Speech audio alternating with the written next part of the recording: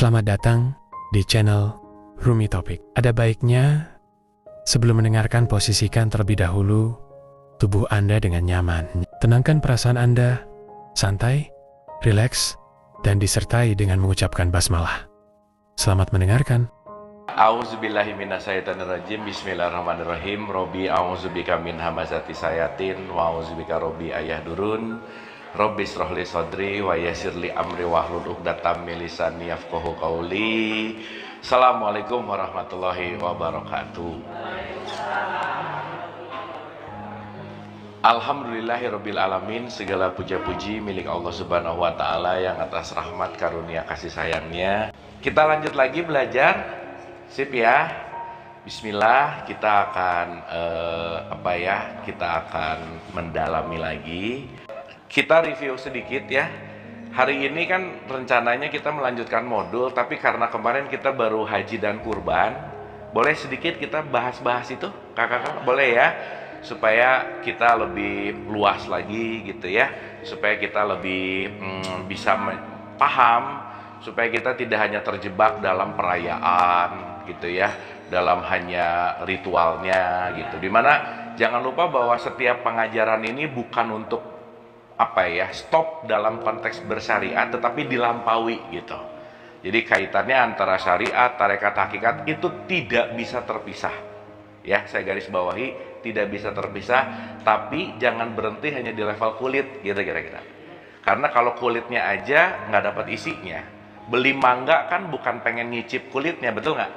Maka kulit namanya syariat, dikupas namanya tarikat, rasa mangganya namanya hakikat gitu. Jadi kalau hari ini punya mangga tapi dikoleksi terus, mangga aku banyak, mangga aku banyak, udah nyobain? Belum sih, tapi banyak aja. Nah, itu berarti koleksi kulit tapi nggak pernah nyobain mangga tuh rasanya gimana gitu kira-kira. Nah, maka pembahasan kita itu selalu masuk ke dalam rasa, ke dalam hakikat, log 10.000 gitu ya. Sehingga penting untuk kita mengosongkan dulu, melepaskan dulu, karena kakak-kakak ini yang paling penting banget ya dalam apapun kehidupan untuk meningkatkan kualitas hidup. Rumus nomor 1 adalah stay humble. Itu nomor 1 ya, karena kalau nggak humble kita akan ngerasa benar. Begitu ngerasa benar itu pasti lagi salah. Nah itu ya. Jadi kalau pernah Rasulullah ditanya, ya Rasul, orang yang paling salah gimana sih? Yang ngerasa benar. Nah gitu ya. Makanya kenapa humble itu menjadi kata kunci dalam kehidupan, terutama dalam pembelajaran gitu kira-kira. Oke, pelan-pelan ya, seperti biasa kita pemanasan dulu. Oke, kakak-kakak, kita kan udah bahas ya tentang innalillahi wa inna ilaihi rajiun. Bahwa dalam perspektif teologis khususnya Islam ada kata-kata ilaihi rojiun. Berarti kalau ilaihi rojiun mau pulang atau mau pergi? Mau pulang. Oke. Berarti pulang itu artinya kembali. Berarti kalau kembali pernah di tempat itu nggak? Ibu bapak kalau sekarang dari rumah main ke PIM, pulang ke rumah, kembali, berarti udah pernah di rumah belum? Oh tadi belum, sekarang udah. Udah dong. Makanya kita disuruh pulang. Makanya kata-katanya inna lillah. Kamu startnya dari Allah, finishnya ke Allah. Sampai sini oke? Berarti kita mau finish ke tempat yang udah pernah sebenarnya. Cuman kita semua amnesia, lupa. Sama halnya gini, pergi dari rumah, saking mainnya kejauhan, rumah di mana ya gitu. Nah, udah mulai itu. Rumah di mana ya? Pertanyaan, yang nggak ada rumahnya atau kesadaran tentang rumahnya? Nah, rumah selalu siap menampung kita pulang, tapi jangan-jangan kita lupa nggak mau pulang. Gitu ya. Sampai sini oke? Oke? Makanya kenapa sih kalau kita ngomongin kembali itu bahasanya, kalau kita lihat jam muternya ke kanan nggak? Ya, berarti kalau ke kanan dia nambah waktu, betul nggak? Berarti kalau ke kanan membaru gitu. Makanya nanti kita akan ngerti kenapa tawaf itu melawan arah jarum jam, Bu. Betul nggak? Kenapa coba? Berarti mengingat supaya jangan lupa pulang. Karena ini kalau nggak ngerti, orang tawaf cuman muter-muter aja, nggak ngerti gitu. Sibuk sama baca doa aja, muter aja, nggak apa-apa juga sih. Tapi kalau tidak mendapatkan hakikatnya, kita cuman melakukan ritual gitu. Ritual. Jadi kalau hanya dari ritual, tidak menumbuhkan kesadaran gitu.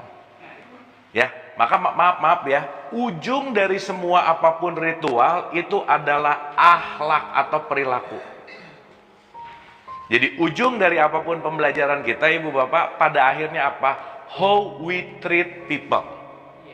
Bagaimana kita memperlakukan orang lain, bagaimana kita bermanfaat kepada orang lain. Agree, setuju ya? Sip, mantap. Oke. Nah, kita tahu bahwa Al-Quran itu adalah pedoman. Saya seperti biasa ya, akan nulis surat ayatnya, saya baca cepat-cepat aja. Nanti detailnya boleh dibaca di rumah, kan nanti rekamannya juga ada. Di surat 18 ayat 54 itu ada kata-kata gini, Al-Quran itu diulang-ulang dan penuh dengan perumpamaan. Contoh, di surat Ar-Rahman, kata-kata nikmat Tuhan mana yang kamu dustakan diulang-ulang nggak? Kenapa coba diulang-ulang? Kenapa coba diulang-ulang? Simpel. Diulang-ulang aja lupa, apalagi nggak diulang gitu. Ya, betul ya? Berarti kalau gitu, kata kunci dari apapun itu adalah repetisi. Karena we are what we repeat. Kita semua sering melakukan apapun, mengulang-ulang apapun, itu akan menjadi diri kita. Maka kalau sekarang ada orang, aku tuh pemarah, iyalah, karena tiap hari mengulang-ulang marah. Aku tuh susah memaafkan, iyalah, karena nggak pernah mengulang-ulang memaafkan. Jadi artinya pengulangan ini akan menjadi penting, dan kata kunci yang ingin saya sampaikan di sini adalah perumpamaan. Ya, jadi mari kita melihat ini sebagai sebuah perumpamaan. Berarti kalau gitu, kenapa sih bahasa Quran ini di dalamnya penuh dengan makna gitu? Ya, makanya kenapa Quran sendiri mengatakan hanya orang-orang yang berakal yang akan mendapatkan pelajaran. Jadi kalau nggak menggunakan akal, nggak bisa. Sementara maaf ya, maaf banget nih. Kalau ceramah, maaf banget nih, jarang ngajak menggunakan akal. Betul nggak? Karena seringnya dikasih dongeng.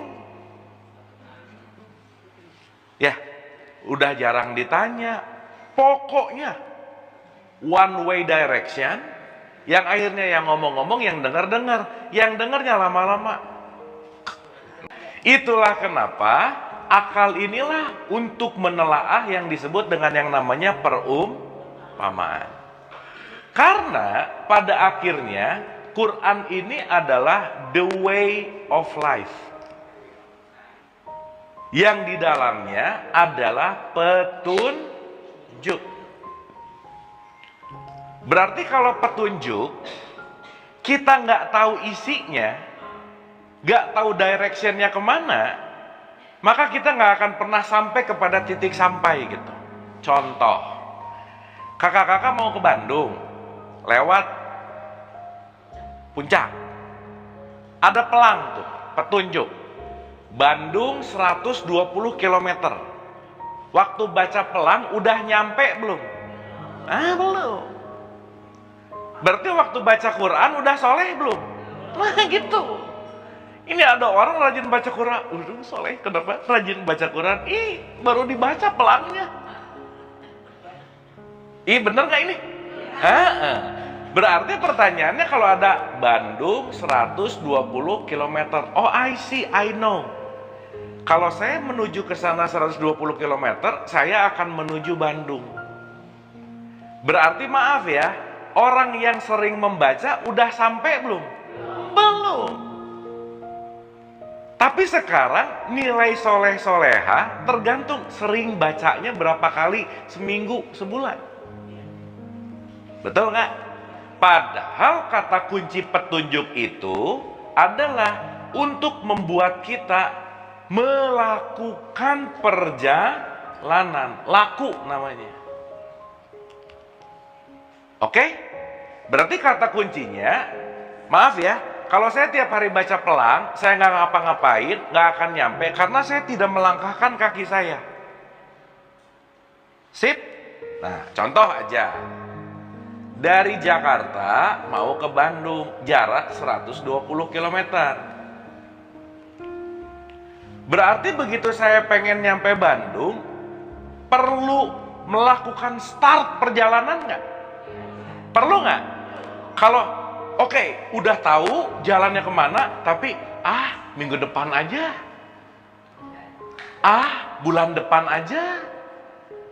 Suka nggak ada sifat-sifat mengundur-ngundur gitu? Suka nggak? Nah, sip ya. Berarti semakin mengundur-ngundur, semakin nggak nyampe-nyampe, betul nggak? Nah, kakak-kakak, poin yang paling penting, orang yang sudah berniat dan melakukan perjalanan, itulah yang disebut haji, gitu. Oke? Jadi begitu ngelihat tanda, move it. Nah, move ini itu namanya haji. Sampai sini oke? Oke.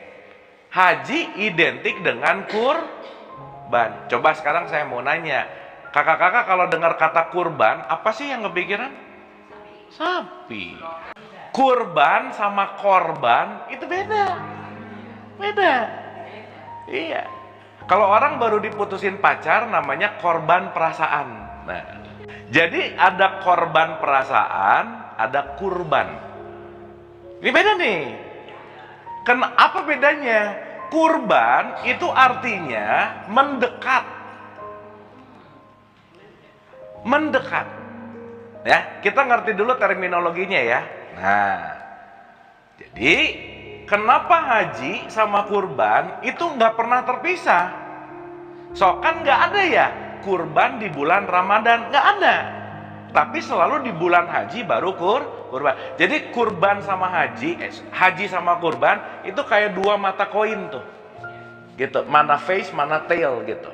Nah, pertanyaan, berarti the whole journey itu namanya haji, oke?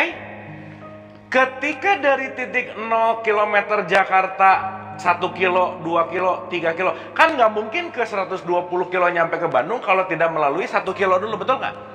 Nah, kilometer demi kilometer ini, itulah yang disebut kurban. Contoh. Ini dari ujung papan tulis ke ujung papan tulis di sana. Dari ujung ini ke ujung sana namanya haji. Saya dari sini mau ke sana, start point, finish point. Berarti saya harus bergerak, kan? Ya ini kalau loncat bisa aja sih, gitu ya. Tapi mau ke langkah ke 1000 harus ada satu langkah dulu nggak? Yes. Berarti the whole journey namanya haji, step by stepnya namanya kurban. Mantap. Berarti kalau sekarang saya lagi satu langkah, saya lagi melakukan apa? Kurban dalam rangka haji. Sehingga nanti kita ngerti step by step inilah, grade by grade inilah, itulah yang disebut kurban. Tapi the whole entire journey namanya haji. Sip ya. Jadi kakak-kakak maaf banget nih, maaf banget. Haji nggak ada urusan sama gelar. Nggak ada. Karena haji itu adalah perjalanan, atau haji itu artinya pendatang. Makanya Nabi Muhammad nggak ada gelar hajinya, bener nggak? Iya. Nah, contoh. Kakak-kakak kalau ke Mekah pasti disebut hajah. Kenapa? Karena pendatang perempuan. Kalau saya kan nggak mungkin hajah, saya haji. Karena saya pendatang laki. Kenapa coba kakak-kakak disebut pendatang waktu ke Mekah? Kan rumahnya di Jakarta. Betul? Berarti wajar nggak kalau datang di sana haji? Wajar nggak? Pendatang. Terus pulang ke Jakarta jadi pendatang lagi nggak? Kenapa pulang ke Jakarta dipanggil haji jadi nggak noleh, kan aneh? Betul nggak? Padahal kalau pulang ke Jakarta masa mau ngomong hei pendatang, kan ini akamsi. Tahu akamsi ya? Anak kampung sini. Masa akamsi disebut pendatang? Tapi ada orang nyari gelar apa? That's okay. Karena stage-nya masih di situ. That's fine. Kenapa? Karena mungkin dia termotivasi pengen gelarnya dulu. That's okay. Karena apapun motivasinya, seenggaknya dia bergerak. Oke? Contoh, boleh nggak orang sholat nyari pahala? Terserah. Kenapa? Seenggaknya begitu dia nyari pahala, dia ngelakuin. Gitu. Nah, tapi ada komanya. Tapi kalau sholat nyari pahala, akhirnya namanya jadi dagang. Gitu. Karena ada intention. Pamrih. Berarti nggak ibadah di situ gitu. Iya, karena kalau ibadah saya nggak nyari pamrih gitu. Makanya fawailul lil musholin, celakalah orang yang sholat. Punten ya, waktu sholat ibadah sama sholat dipisah nggak waktu iftitah? Inna sholati wanu, apa artinya? Inna sholatku wanu sholatku dan ibadah dipisah nggak? Kenapa dipisah? Karena kamu begini-begini belum tentu ibadah. Contoh. Ada nggak orang yang rajin banget ritual, tapi rajin juga ngejelekin orang, Bu? Ada nggak? Betul nggak? Makanya tadi saya bilang output dari semua ritual adalah akhlak. Kalau akhlak tidak membaik, berarti kualitas ibadahnya not good. Sip ya? Nah, sekarang ketukar. Yang dilihat adalah rajin ke masjid. Biarinlah korupsi juga, kenapa? Kan rajin ke masjid. Gitu. Misal. Nggak apa-apa korupsi juga, kan seiman. Misal. Ya, sehingga sekarang indikator parameternya itu bukan output gitu. Tapi justru adalah ritual. Jadi yang penting sholatnya atau akhlaknya? Dua-duanya. Sholat adalah jalan, akhlak adalah output. Betul? Puasa adalah jalan, akhlak adalah output. Jangan sampai di jalan terus tapi nggak nyampe-nyampe gitu. Jadi untuk anak-anak atau cucu-cucu, ini kakak-kakak di sini, jangan cuma nanya, "Cu, udah sholat belum?" Tapi tanya juga, hari ini udah berbuat baik apa kamu? Hari ini udah maafin siapa sih? Iya. Hari ini kamu berbuat baik apa? Karena kalau yang diingetinnya sholatnya mulu, dia cuman gini-gini, tapi nggak nyampe gitu. Jadi wajar nggak anak nggak nyampe, karena orang tuanya juga nggak nyampe gitu masalahnya. Kenapa? Karena dia stuck di level yang namanya ritual. So that's why ritual sama hakikat nggak bisa dipisahin. Sama seperti haji dan kurban. Make sense sampai sini? Berarti kalau kita bicara hakikat ya, bentuk yang disebut dengan perumpamaan, kita sekarang sudah terlalu mudah membuat sesuatu itu solid. Maksudnya gimana? Contoh. Kakak pernah dengar kata ayat ya? Pernah dengar? Ayat itu artinya apa? Tanda, sign. Tanda. Berarti kalau ada P dicoret, ayat bukan? Iya. Nggak boleh parkir. Jadi kalau ada orang P dicoret dia parkir, berarti dia nggak bisa baca ayat. Oke? Meskipun tiap hari ngaji, tapi P dicoret parkir, nah dia nggak memaknai berarti. Sip ya? Karena ayat ini artinya sign atau tanda. Ya, sekarang kita akan meluaskan dulu dikit aja. Punten ini mungkin agak sedikit dalam, agak sedikit berat, tapi let's get through. Karena kalau after kita ngerti ini, everything fine. Pelan-pelan. Segala bentuk tanda itu pasti ada penyebabnya. Makanya ada hukum sebab akibat. Oke? Maka orang melihat tanda itu sesuai dengan kapasitas dirinya masing-masing. Supaya nanti kita nggak berantem, udah gitu aja. Karena kalau kita selalu mengeneralkan bahwa semua harus sama dengan aku, bahwa jangan lupa setiap manusia unik. Jadi jangan pernah underestimate diri karena kenapa? Aku tuh nggak ada duanya. Selesai. Sip ya? Makanya maaf banget ya, salah satu penyakit yang akan membuat kita depresi adalah sering membandingkan. Dah, comparing make us sick. Dah, membandingkan akan membuat kita sakit. Jadi kalau kita banyak membandingkan, kita justru lupa keunikan diri kita. Kenapa? Ngebandingin mulu, aduh kok aku nggak kayak dia ya, aduh aku kok nggak, aku lupa. Nah gitu aja terus. Berarti external world jauh lebih penting daripada internal world. Oke? Nah, kita belajar ayat dulu nih. Ulang. Ayat apa artinya? Tanda. Sign. Berarti seseorang melihat tanda sesuai dengan kapabilitas dirinya masing-masing nggak? Oke. Ada anak TK sama ibunya. Oke. Ada anak TK sama ibunya lagi makan siang di kursi meja ini cerita. Ini dia lagi lagi lunch di kursi. Di sini di dapur keluar asap. Begitu dua-duanya ngelihat, asapnya makin gede nih. Gitu. Si anak TK, ih asap lucu, gitu nggak? Nah, ibunya gitu nggak kira-kira? Panik. Pertanyaan, kenapa anaknya ibunya, kenapa begitu? Keyakinan pasti, tetapi inti bahasanya dua-duanya value-nya beda, udah gitu aja. Betul ya?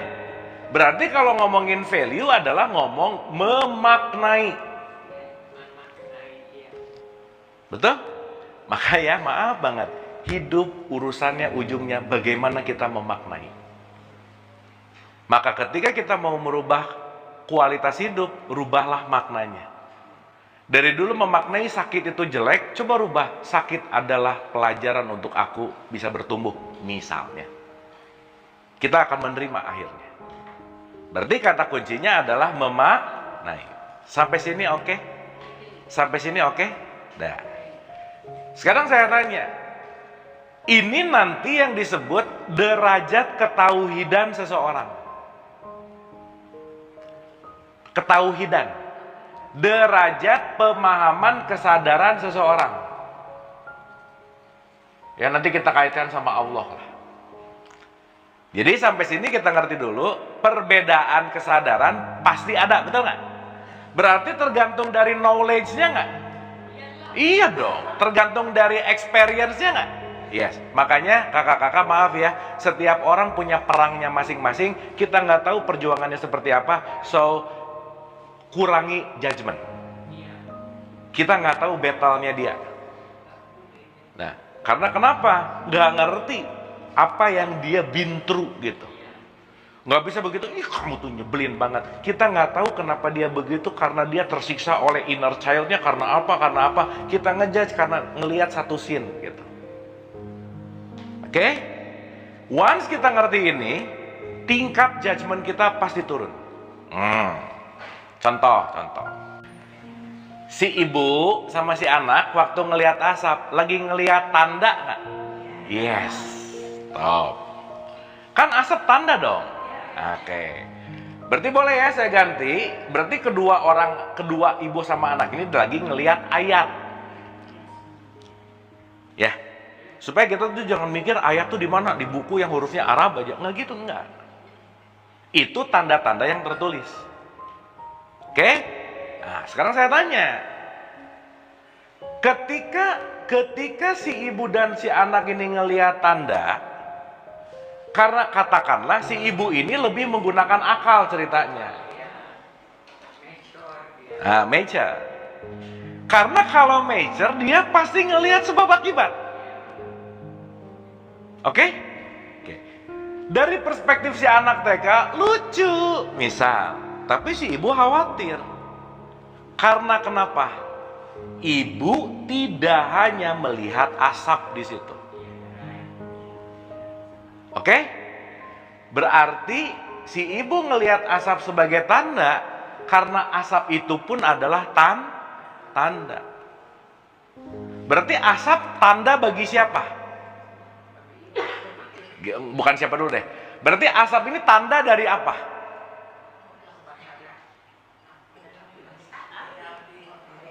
Dari apa? Dari api. Betul?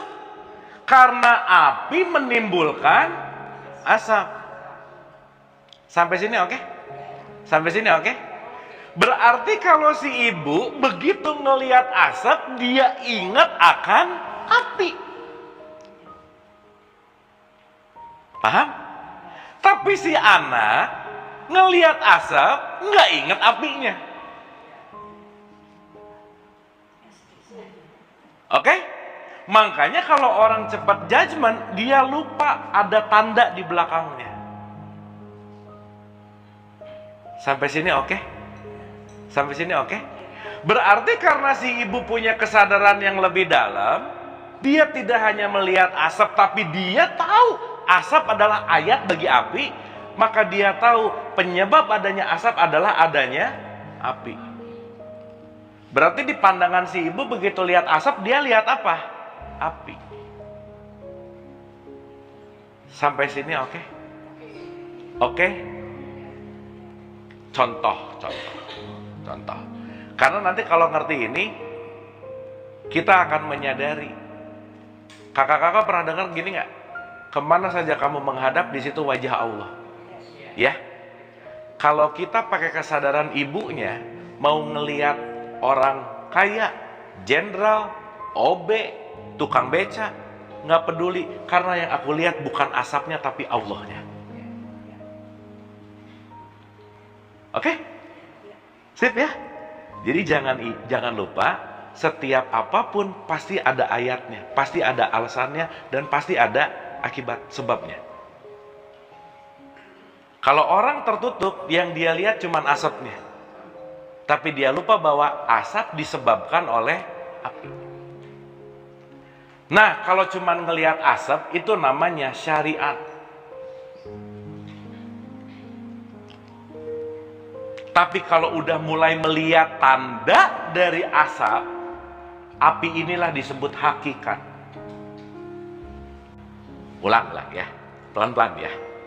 Dah, saya pakai contoh yang lebih gampang lagi. Saya dititipin sama ibu saya misalnya, nih sabut tangan. Ibu saya meninggal ceritanya. Kira-kira sapu tangan yang dikasih dari ibu saya ke saya ngelihat sapu tangan, ngelihat ibu saya nggak? Yes. Begitu saya lagi rindu, ngambil sapu tangan, nangis. Cium. Temen saya nih nggak tahu cerita ini. Dia akan gimana lihatnya? Aneh. Ini orang sama sapu tangan nangis-nangis.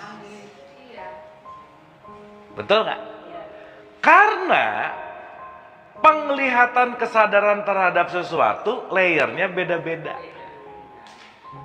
Karena saya punya good memory sama sapu tangan ini, orang enggak. Jadi orang bisa ngerti perasaan saya nggak? Nggak bisa. Dia ngelihat sapu tangan, tapi saya ngelihat ibu saya di sini. Make sense? Oke? Sip.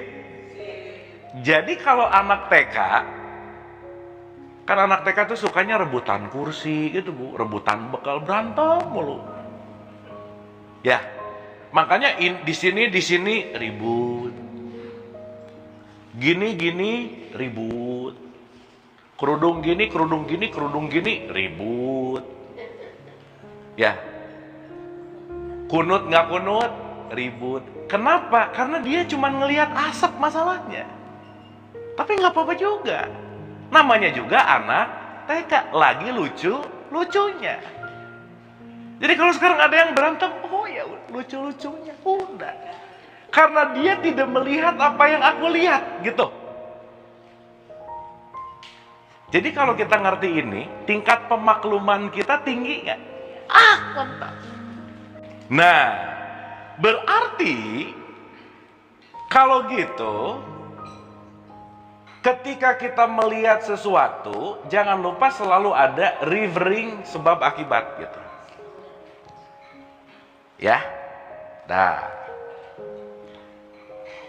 Saya ulang sedikit supaya nanti kita mulai sebentar lagi. Jadi satu, jangan lupa semua level itu ada kesadarannya masing-masing. Semua apapun itu punya levelnya yang nggak pernah sama. Itulah kenapa jangan pernah menyamakan. Nah, kamu tuh kok beda sama aku? Ya pasti beda. Iya. Dan jangan judge. Kita nggak punya rights dan kita nggak tahu ketika orang nangis atau apa, kita nggak tahu ayatnya tuh apa. Makanya kalau di Quran nanti ngomong, pandailah membaca ayat-ayat nyata. Oke? Sip ya? Ibu kira-kira kalau perutnya udah mulai nah, ayat bukan? Ayat. Tubuh ngasih kode, makan dong gitu. Lapar. Iya. Sip ya? Sampai sini oke? Dapat ya? Dah. Hari ini kita akan bahas haji dan kurban di level api gitu maksud saya. Bukan di level asap. Karena kalau di level asap, haji kemana? Mekah. Ka'bah di mana? Mekah, asap. Tapi kita mau masuk di level api, source-nya. Karena nggak akan ada asap kalau tidak ada api. Yang bahaya ya, maaf ya, si anak TK yang nggak mau mengangkat kesadarannya, dia akan bahagia dengan ngelihat asap, lama-lama kebakaran, pusing juga akhirnya. Nah, gitu. Sip ya. Oke, tapi yang penting ya, begitu kita ada apa-apa Bu, itulah penting, stop dulu untuk judgement. Cobalah mengerti dulu gitu. Cobalah untuk mengerti. Kenapa? Karena kita semua punya sudut pandang yang beda-beda gitu. Apalagi kalau nanti Quran ngomong kemana saja kamu melihat, di situ wajah Allah, top banget. Top banget. Karena kalau ngomongin di ujung ke ujung ke sini, emang asalnya api apa? Energi kan. Energi kan Allah juga. Iya. Dan di situ nanti kita make sense, ya ampun, ternyata ini semua ahad ya, satu kesatuan. Baru kita ngomong kul huwallahu ahad. Jadi kalau orang ngomong kul huwallahu ahad, ini nih cuman basa-basi gitu, tapi ngejelekin orang mulu, ya itu namanya nggak mengahad gitu. Sip ya. Nah, oke, kita mulai. Sekarang saya tanya, berarti kalau gitu kita ini mau menuju pulang. Pulangnya kemana? Allah. Maka haji sangat erat kaitannya dengan Baitullah. Baitullah. Baitullah itu apa sih? Ada rumah, ada Allah. Berarti berhaji itu perjalanan kemana? Ke rumah Allah, ke Baitullah. Deal? Deal. Kalau pemahamannya di level asap, udah nyampe sini aja nih, selesai. Tapi nggak mendalami Baitullah di mana sih? Kenapa? Karena maaf ya, urusan asap itu biasanya dogma dan doktrin gitu. Udah yang rame jalan, ikutin. Yang mayoritas jalan, ikutin. Ikut-ikutan aja. Apalagi sekarang tantangan di era modern ya, kakak-kakak maaf banget ya. Banyak banget orang melakukan karena dikontrol oleh desakan sosial. Ih, umroh yuk, kenapa nggak enak? Teman-teman sekantorku udah semua, aku juga, cuman aku yang belum. Umroh aja, kenapa? Nggak enak sama temennya. Misalkan. Anak saya tuh belum nikah udah umur 28 misalnya. Karena kan harusnya umur 23, harusnya sosial lagi. Pusing aja. Gitu. Sip ya. Makanya external world yang membuat kita pusing karena kenapa? Yaitu tadi, kita tidak bisa mengontrol. Jadi kakak-kakak, jangan mati-matian mengontrol sesuatu yang kita nggak bisa kontrol. Orang lain contohnya. Nggak bisa, orang mau komen apa ya urusan dia. Kita menyikapinya gimana gitu. Udah aja. Kalau komen jelek berarti isinya jelek, beres. Betul nggak? Karena nggak akan mungkin teko isinya teh keluar susu, nggak mungkin. Betul nggak? Berarti kalau ada orang komen jelek, berarti isinya apa? Nah udah gitu aja. Dianya aja nggak mau nyimpen, pengen dikeluarin. Sampah, betul nggak? Masa kita yang di luar ngambil sampahnya dia? Nah, jadi begitu ada komen jelek, oh ya udah, asap aja gitu, selesai, nggak apa-apa juga gitu, dan nggak ngaruh apa-apa kan? Nah, sip ya. Dah. Pertanyaan. Kalau saya diundang sama seseorang datang ke rumahnya, kira-kira yang pertama kali saya tanya apa? Ceritanya nggak kenal. Oh. Nah ya, wah kenal sama sekali. Tiba-tiba salah satu teman-teman kakak-kakak di sini minta nomor WhatsApp saya misalnya, mau ngundang saya ceritanya, kan belum kenal. Nah, kira-kira nomor satu yang paling saya tanya dulu untuk acaranya ibu ini, kan ya kan udah tahu nama kenalan gitu ya. Kan yang berkaitan sama acara, simply saya akan nanya, di mana acaranya? Betul nggak? Iya. Berarti kalau saya mau datang ke tempat orang lain, yang nomor satu yang harus saya tahu apanya? Nah gitu. Alamat. Nah, ya. Sip ya. Karena kalau dia Kang Abu nanti ya hari tanggal 27 jam 9 kita pengajian. Oke, see you. See you di mana gitu. Betul nggak? Nah. Kita kaitkan ke sini. Saya, kakak-kakak kan mau ke rumah Allah. Berarti kalau mau ke rumah Allah, nomor satu yang harus kita tahu apanya? Alamat, address. Oke? Nah, alam itu satu akar kata sama ilm. Ilmu. Ilmu didapat dari tanda. Maka ilmu, sinyal, ayat, itu semuanya satu kesatuan. Maka orang yang berilmu, yang udah tahu tandanya. Let's say saya udah datang ke sini, kan saya nggak nanya lagi ke ibu-ibu. Ibu, kajian kita Sabina di mana? Nggak usah nanya lagi, betul nggak? Kenapa? Karena saya sudah pengalaman. Paham? Karena alamnya udah dialami sama saya. Even saya datang ke sini nggak pakai Google Maps lagi, Bu. Udah aja, nyampe aja. Betul nggak? Kenapa? Karena tanda ini sudah saya alami. Contoh, kakak-kakak udah ketemu saya langsung hari ini. Ada orang yang cuma nonton dari YouTube misalnya. Beda nggak pengalamannya?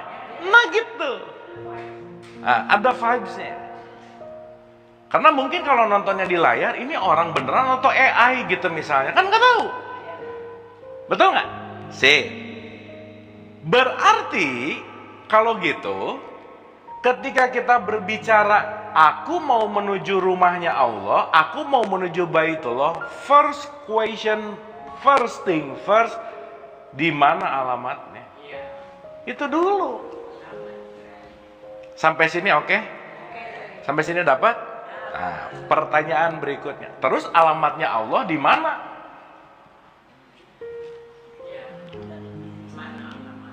Betul nggak? Sekarang orang pergi jangan-jangan nggak tahu alamat lagi, kesasar. Makanya teman saya tuh bikin buku, saya ulang-ulang, ini keren banget judulnya, Bu.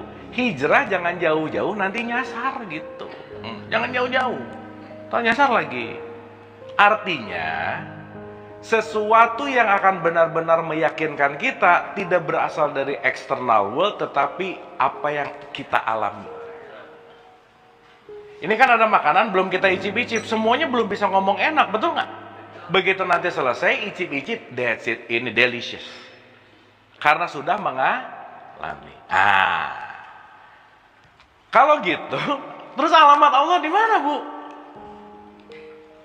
Betul nggak? Nah, itu dia gitu. Kita nanya Quran. Setidaknya Quran memberikan 3 clue. 1. Di surat 57 ayat 4. Di surat 2 186, di surat 50 ayat 16. Surat 57 ayat 4 Al-Hadid. 57 ayat 4 Al-Hadid. Oke? Al-Baqarah 186. Oke? Dan surat Qaf ayat 16. Ya, surat Qaf itu surat 50 ayat 16. Oke? Satu-satu ya, pelan-pelan. Di surat 57 ayat 4 itu dibilang,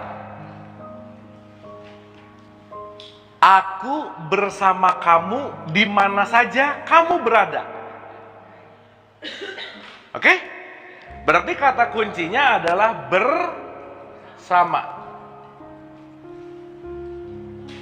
Berarti kalau bersama, kira-kira bareng terus nggak?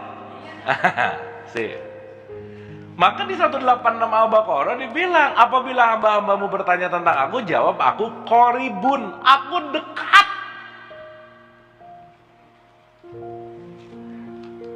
Apalagi di surat 50 ayat 16, aku lebih dekat kepadamu dari urat hablil warid. Nih, dalam tanda petik kalau gitu saya akan quote and quote, hampir nggak ada jarak gitu. Betul nggak? Clear nggak? Nah, alamatnya udah tahu sekarang? Di mana? Dekat nggak? Sekarang saya tanya, mindsetnya Asep kalau ke Baitullah, keluar jauh atau yang dekat? Keluar. Sehingga ketika dia jalan jauh keluar, tapi jangan-jangan lupa untuk meniti ke dalam, di mana tujuan utamanya bukan di sana tapi di sini. Jadi pergi ke sana fine, secara asap syariat. Tapi maaf ya, tidak ada jaminan sering pergi ke sana, pulang naik level jadi api belum tentu. Karena nggak ada kata-kata Quran, Allah beserta orang yang sudah berhaji. Nggak ada, Bu. Yang ada Allah beserta orang yang takwa. Berarti haji, perjalanan keluar untuk semakin takwa. Sekarang saya tanya, ketakwaan di luar atau di dalam? Berarti perjalanan haji secara hakikat, perjalanan keluar diri atau ke dalam diri? Nice. Itu. Pertanyaannya, oh, kalau alamatnya aja dekat banget, gak ada event satu langkah pun untuk haji secara hakikat. Dan kita nggak usah mengkontroversikan bahwa oh kalau gitu kesana nggak penting. Bukan, penting juga. Tapi itu bukan primer. Karena yang primer itu ke dalamnya. Bahkan maaf ya, saya langsung jump to the point ke cerita akhir nih. Kakak-kakak, ada satu cerita ketika Nabi Muhammad mengundang sahabat-sahabatnya untuk haji, ada satu yang nggak datang. Begitu nggak datang, selesai ibadah rangkaian, didatangi sama Nabi Muhammad. Ditanya, Fulan kenapa kamu kok nggak datang? Jawabannya gini, ya Rasul, saya tuh udah mau nyiapin berangkat, perbekalan udah ready, semua udah get set, go, udah ready aja. Dilalah tetangganya rumahnya kebakaran. Terus dia bilang, ya Rasul, ini tetangga saya kebakaran, jadi perbekalan saya, ya saya kasihin ke dia. Orang dia butuh. Nabi Muhammad statementnya cuma satu, kamulah yang berhaji.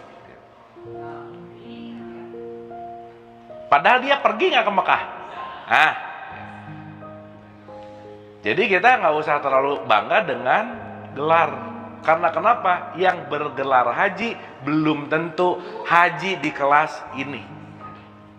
Pun sebaliknya, yang tidak bergelar haji mungkin udah duluan nyampe ke kelas ini. Begitu kita ngerti ini, waduh, betapa Allah tuh dahsyat, Bu. Wah, supreme gitu. Nah, kalau gitu kita cek and recheck. Berarti kalau gitu, selama ini Baitullah disimbolkan sama apa? Ka'bah. Ka'bah itu ada di mana? Masjidil Haram. Oke? Berarti tempatnya namanya Masjidil Haram, jantung isinya namanya Ka'bah. Pertanyaan, perintah haji itu perintah buat siapa? Apakah yang disuruh haji hanya orang yang KTP-nya Islam atau seluruh manusia? Seluruh manusia. Oh iya, contoh. Ya, nah kalau ini saya mau baca supaya kakak-kakak detail dengar esensial. Contoh. Surat 3 ayat 96. Nah, di surat 3 ayat 96 itu ada kalimat begini. Auzubillahi minasyaitonirrajim, bismillahirrahmanirrahim. 3 itu surat apa? Ali Imran. Ayat 96. Sesungguhnya rumah pertama yang dibangun untuk manusia ialah Baitullah yang di Bakkah. Untuk siapa ini? Manusia.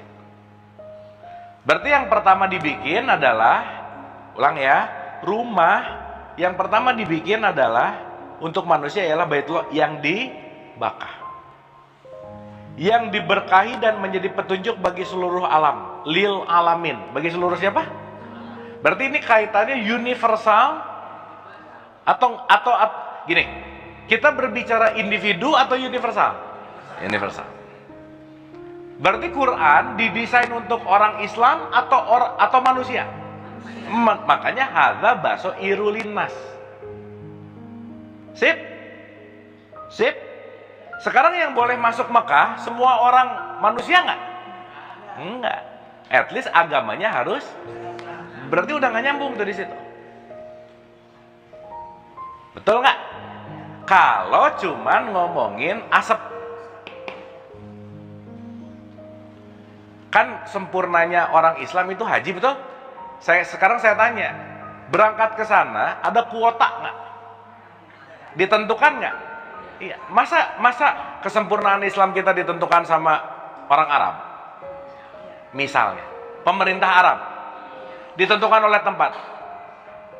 Oke, sampai sini? Berarti ketika itu ada sebagai syariat, that's good. Syariat itu oke. Tetapi kalau kita nggak nyebrang ke ayat yang namanya hakikat, ya udah, kita hanya akan menjalankan namanya ritual. Sampai sini clear? Clear? Nah, sekarang saya tanya, kakak-kakak, ingat nggak waktu kita bahas Adam? Adam itu diciptakan atau Allah menciptakan manusia itu untuk menjadi khalifah, betul nggak? Khalifah itu artinya pengganti. Berarti kalau Allah itu adalah zat, untuk dia mewujud perlu wadah nggak? Iya. Maka sebaik-baik wadah yang diciptakan oleh Allah dalam perspektif ini disebut manusia. Berarti tubuh ini wadah bukan? Vessel bukan? Wadah gitu ya. Makanya ini disebut arsy. Singgasana. Oke? Pertanyaan. Berarti kalau Allah bikin rumah, gini deh. Ibu-ibu bikin rumah, pengen rumah yang nyaman karena siapa nanti yang akan mengisi rumah itu? Pembuatnya. Betul nggak? Ibu mau bikin rumah buat ibu sendiri, karena rumahnya pengen nyaman, rumahnya dibikin senyaman mungkin, karena aku bakal tinggal di situ. Betul? Berarti rumah dibikin untuk yang membikin. Clear? Berarti tubuh ini kalau rumah dibikin untuk siapa? Yang membikin. Makanya Allah bilang, biarkanlah aku menjadi tuan rumah di rumahku itu. Oke? Berarti pertanyaannya, kitab suci tertua yang langsung ditulis oleh Allah itu apa sih? Ini nih, tubuh ini. Makanya ada kata-kata ikro kitabaka, bacalah dirimu. Sip? Pertanyaannya, berarti perencanaan Allah dalam perspektif ini lagi-lagi tubuh ini dibuat untuk wadahnya siapa? Allah. Tapi hari ini Allah jadi tamu di rumahnya sendiri. Kenapa? Si wadah ini kebanyakan ego. Udah gitu aja. Betul nggak? Yang harusnya Allah jadi tuan rumah, disimpan di gudang. Nanti kalau perlu-perlu buka gudang, ya Allah, udah perlu lagi tutup, udah balik lagi ke gudang gitu. Minta mulu, ngatur mulu. Dapat ya? Sehingga dikatakan di sini bahwa awal bait atau rumah yang awal itu adalah wadah yang aku ciptakan, ya tubuh ini adalah kitab suci tertua gitu. Makanya ada man arafah nafsah. Barang siapa mengenal dirinya, faqad arafah. Artinya gini, barang siapa yang mengenal siapa tuan rumah sejati dirinya, dia akan kenal siapa Allah gitu. Sampai sini oke? Clear? Paham? Nah, simpel ya, dikit lagi. Padanya di dalam itu terdapat tanda-tanda yang jelas. Jadi ada ayat-ayatnya. Iya. Contoh, kakak-kakak ingat gak waktu dulu pertama kali bohong? Ingat gak? Ya udah gak ingat gak apa-apa sih, berarti udah lama banget aja ya gitu. Waktu mau bohong ada gini ya, ada gak? Berarti waktu mau bohong tubuh ngasih tanda gak? Gak nyaman. Berarti that's not good for you. Betul gak? Tapi keinginannya tinggi banget, tandanya diabaikan nggak? Nah, gitu. Karena tandanya sering diabaikan, kita jadi tidak ahli membaca tanda di dalam diri. Makanya perlu tanda di luar nanti. Sampai sini oke? Nah, di sini disebut, di sana terdapat tanda-tanda yang jelas, di antaranya makom Ibrahim. Sekarang kalau dengar makom Ibrahim pasti sesuatu yang dekat Ka'bah, betul nggak? Oke, nggak apa-apa. Itu dalam konteks yang namanya asal. Kakak-kakak penting untuk ngerti, makom itu artinya apa sih? Makom itu artinya level, grade. Makom TK, makom SD, makom S1. Itu makom. Berarti di dalamnya ada makom Ibrahim. Nah, saya lanjutin dulu ya. Dan di antara kewajiban manusia, siapa? Nggak ada orang KTP Islam, nggak ada. menjalankan ibadah haji. Berarti yang kita bahas ini berlaku untuk semua manusia nggak? Berarti semua manusia PR-nya sama. Temukan dirimu, temukan Tuhan di dalam dirimu. Udah gitu aja. Makanya Nabi Muhammad mengatakan qalbun mukmin baitullah. Sampai sini oke? Sampai sini oke? Sip. Berarti ibu-ibu maaf ya, haji untuk orang yang kaya, untuk orang yang miskin sama. Semuanya. Berarti pertanyaannya, PR terbesar haji itu adalah menuju makom Ibrahim. Bukan makom. Sekarang saya mau nanya, makom Ibrahim itu gimana? Betul nggak? Contoh. Dalam bahasa Arab, ib itu abu, itu artinya sumber, bapak. Ib itu artinya source. Makanya abu itu bapak disebut source.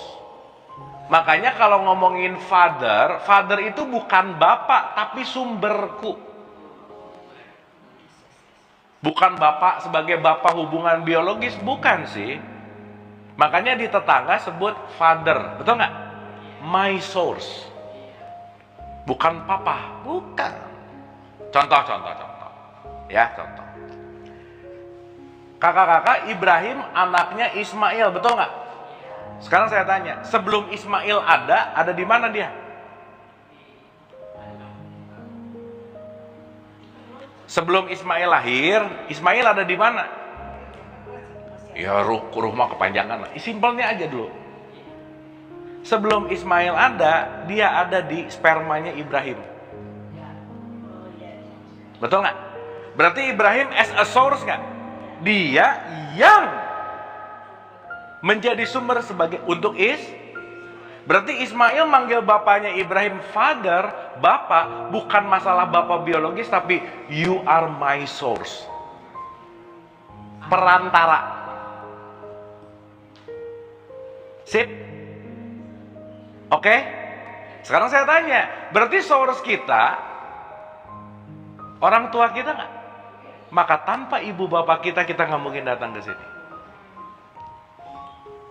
Jadi utusan Allah sebelum Nabi Muhammad siapa? Kita ngomongin asap dan api. Utusan itu kan yang hadir. Jadi utusan Allah sebelum Nabi Muhammad siapa? Ibunya. Karena kalau nggak ada ibunya, nggak ada Nabi Muhammad gitu loh. Jadi jangan menyepelekan ibu dan bapak. Kenapa? Mereka utusan Allah untuk menghadirkan kita. Sip? Maka pelajaran kurban, maaf ya, maaf banget. Kalau Allah dekat, mau mendekati Allah caranya cuma satu, beresin urusan sama orang-orang terdekat, titik. Makanya urusannya Ibrahim, Ismail, dan Siti Hajar, ini tiga-tiganya adalah mau mengantarkan dan menggambarkan bahwa mereka adalah keluarga yang sakinah. Contoh, Ismail waktu disuruh, sebetulnya nyembelih itu juga panjang ceritanya ya. Cuman ginilah, kakak-kakak ini yang paling penting. Kalau Ibrahim itu adalah welas asih, kan rahim itu kasih sayang. Berarti Ibrahim itu sumber kasih sayang. Berarti sumber kasih sayang itu sifat atau perilakunya Allah juga nggak kira-kira? Berarti kalau kita lagi penuh dengan welas asih, itu kita lagi di makom Ibrahim. Berarti kalau makom Ibrahimnya tertutup alias kafir, jadi marah, jadi benci, jadi dengki. Marah, iri, dengki, benci, itulah Ismailnya. Ego. Maka Ibrahim disuruh nyembelih Ismail, bukan anak krok-krok, bukan. Berarti Ismail ini bisa harta kita nggak? Bisa tas branded kita nggak? Bisa rumah kita nggak? even anak cucu nggak? Itu maksudnya. Maka ketika semua ini penting untuk dipotong, disembelih, apa? Sembelihlah kecintaanmu terhadap apapun kecuali Allah aja. Itulah baru ngomong labbaik Allahumma labbaik, labbaik la syarikala kalabaik, innal hamda wa ni'mata laka wal mulk la syarikala. Saya nggak musyrik lagi ya Allah. Kenapa? Saya udah menyembelih semua kecintaan saya kepada apapun. Allah aja deh. Artinya ketika kita mulai menyadari bahwa padanya kolbun itu jadi gini, tubuh fisik kita itu namanya Masjidil Haram. Tubuh masjid itu tempat sujud, haram itu suci. Berarti tubuh ini tempat sujud yang suci nggak? Iya. Kan di sini kita berkegiatan dalam selama hidup kan di tubuh ini. Maka kalau di Quran ada kata-kata bersihkanlah masjidmu. Ya benar sih, masjid-masjid di luar bersih, tapi jangan lupa ini bersih ini. Gitu. Sip ya. Maka di dalam Masjidil Haram ada Ka'bah. Ka'bah itulah yang disebut Baitullah. Berarti di dalam diri kita yang paling core itulah yang disebut Baitullah. Itulah kenapa Nabi Muhammad bilang di dalam dirimu ada segumpal sesuatu. Kalau ini oke, semua oke. That's called qalb. Makanya Nabi Muhammad bilang qalbun mukmin Baitullah. Berarti singkat cerita, yang namanya haji, mengikis, mengiris, mengkurbankan, mau mendekat, melepaskan ego-ego nggak kira-kira? Udah, gitu aja.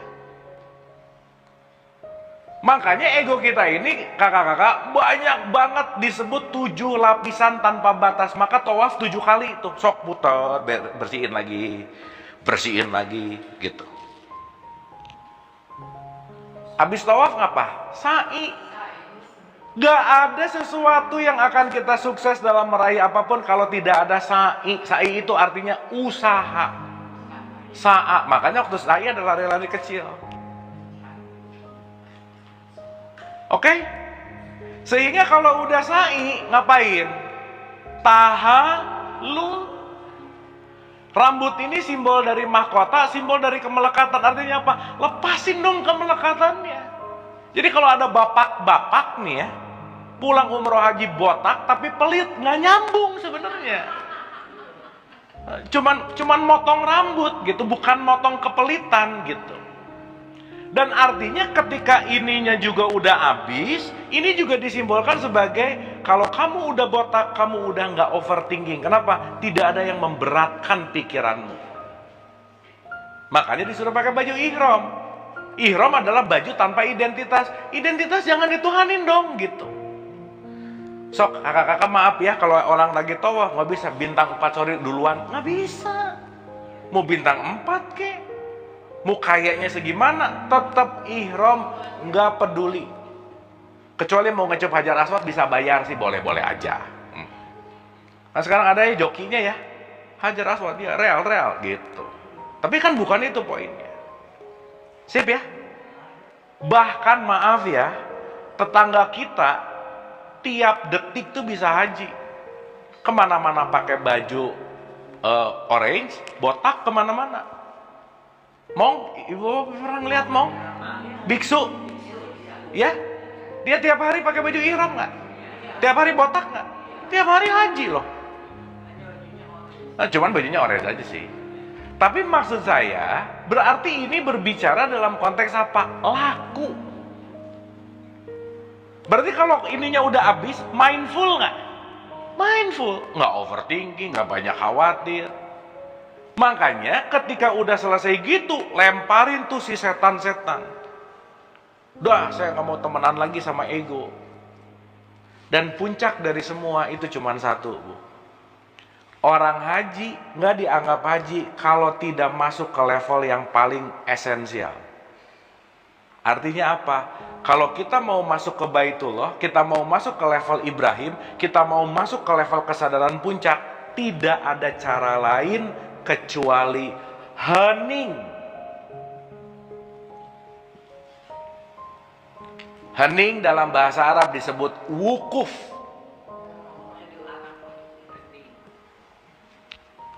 Berarti waktu wukuf hening nggak?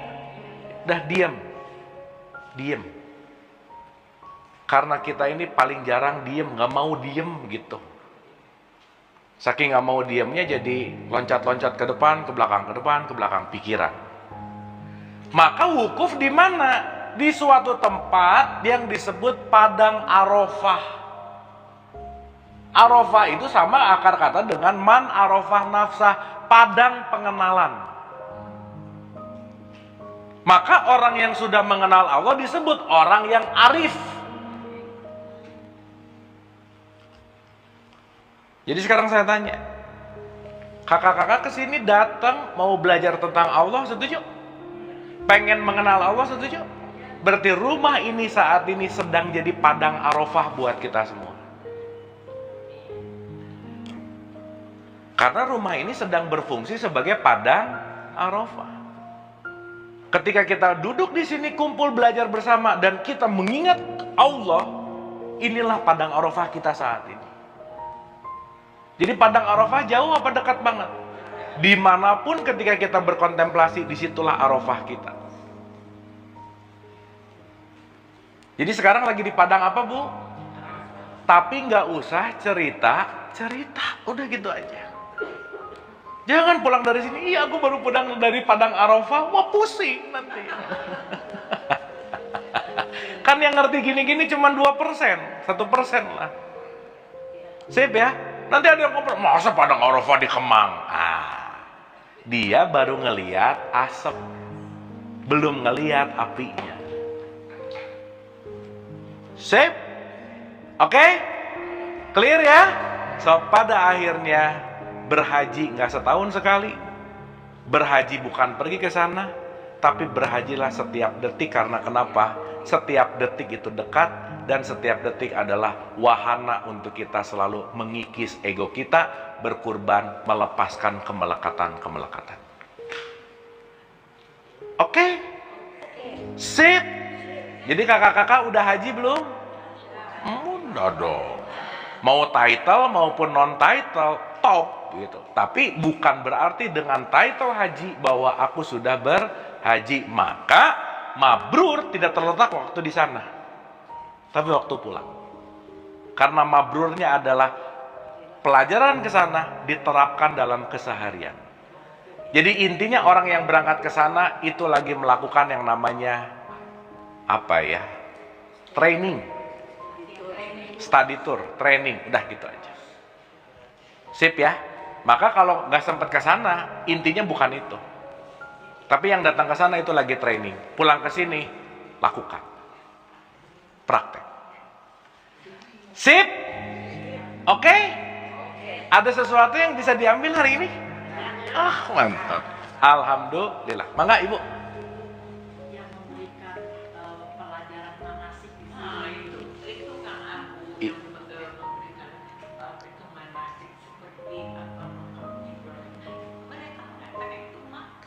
Betul, betul, iya.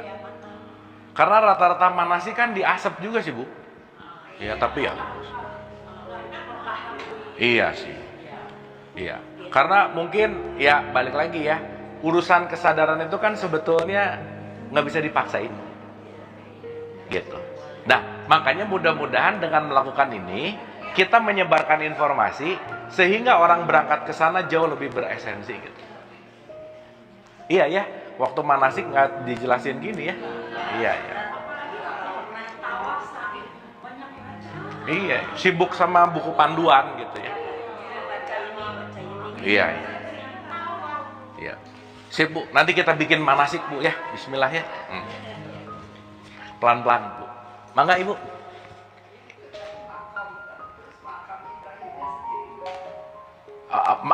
Pemakamannya Ibrahim.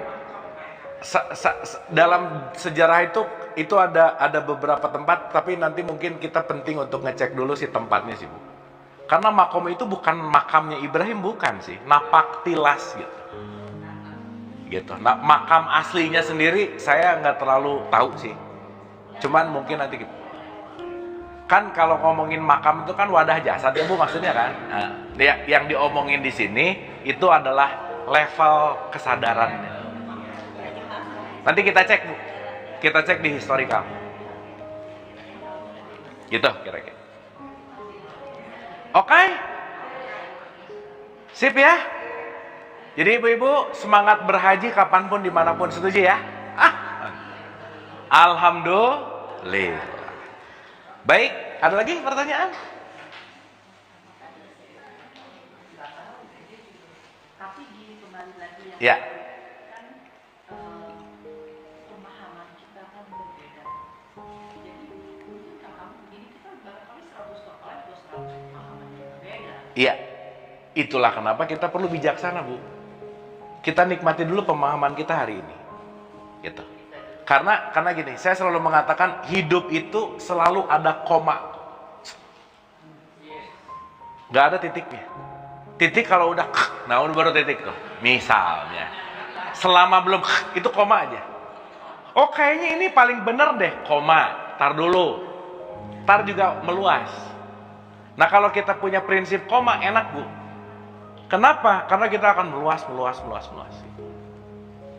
Gitu.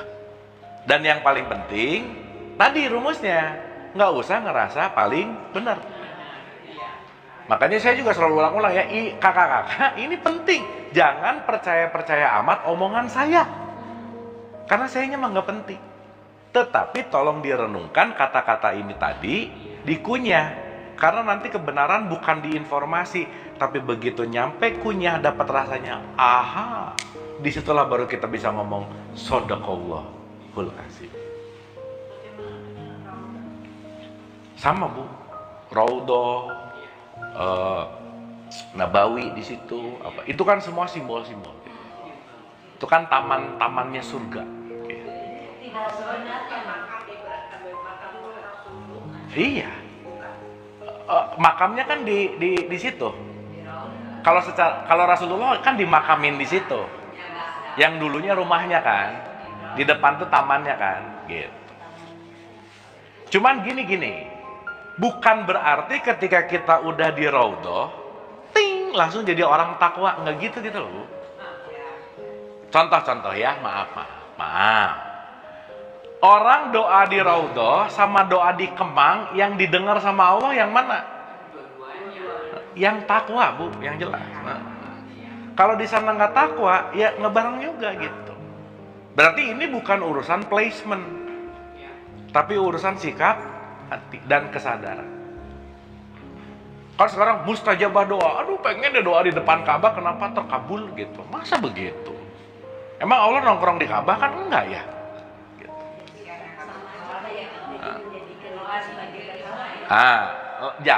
Jangan justru menjadikan Ka'bah sebagai makanya ada di Al-Quraisy itu bilang roba hazal bait, jangan sembah rumahnya, tapi sembah pemilik rumahnya. Oke Bu ya, pelan-pelan belajar, jangan lihat asap tapi lihat apinya. Kenapa ada begini? Nah itu lebih asik nanti. Jadi nanti kita akan menikmati semua konsekuensi gitu kira-kira. Oke, hatur nuhun. Terima kasih. Semoga Anda telah menonton video ini hingga di penghujung video. Semoga video ini bermanfaat untuk Anda, serta dapat menjadikan diri Anda lebih baik dari hari kemarin. Nantikan video kami selanjutnya. Terima kasih. Bismillah. Assalamualaikum warahmatullahi wabarakatuh. Bulannya telah menguasai hati. Apa kalau hakikatnya cinta itu adalah kita lihat levelnya isinya para bahwa yang isinya karena kita antara kemana